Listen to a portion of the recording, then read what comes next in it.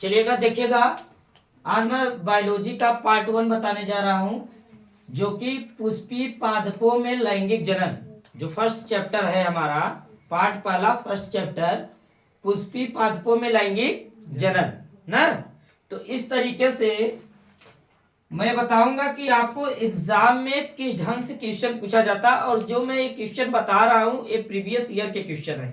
मैं गारंटी दे रहा हूं कि जो भी मैं आपको बहुविकल्पी क्वेश्चन बताऊंगा डन है, वो पूछना एग्जाम में तय है, पूछेगा ही पूछेगा, याद रखिएगा।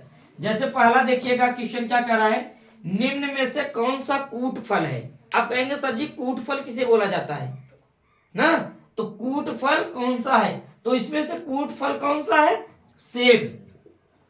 इसमें से कौन सा कूट फल है, सेब। ऑप्शन ऐसे दिया रहेगा, सेब रहेगा पहला, अंगूर, आम, मटर, ठीक है ना। और जूठा फल जिसे बोला जाता है वो बैर होता है। क्या होता है, बैर। बैर खाए हो ना, उसी को जूठा फल बोला जाता है, याद रखिएगा, एग्जाम में पूछता है काफी, ध्यान दीजिए। दूसरा क्वेश्चन क्या है, निबाग पाया जाता है।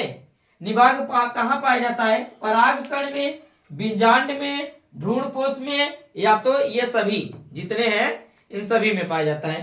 तो निभाग किसमें पाया जाता है भैया, बीजांड में पाया जाता है, बीज में पाया जाता है। किसमें, बीजांड में पाया जाता है। समझ में आ रहा है नहीं यार। अगला देखिए, कह रहा एक पराग कोष में परागधानियों की संख्या कितनी होती है। एक पराग कोष होगा, उसमें परागधानियों की संख्या कितनी होती है, तो ये बताइए कितनी होती है। ऑप्शन देखिएगा, 4, 2, 1 और 8। तो इसमें कितना होता है भैया, 4 होता है। कितना होता है, 4 होता है। अगला देखिएगा, ये देखिएगा प्रीवियस ईयर के क्वेश्चन 2023 में पूछा गया था भैया।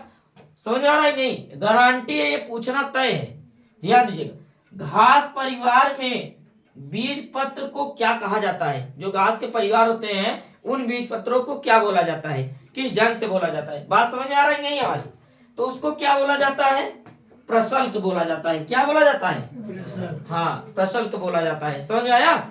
ऐसे ही आपको क्वेश्चन पॉइंट टू पॉइंट मैं आपको बताऊंगा यूपी बोर्ड संबंधित। समझ आ रहा है नहीं, थैंक्स।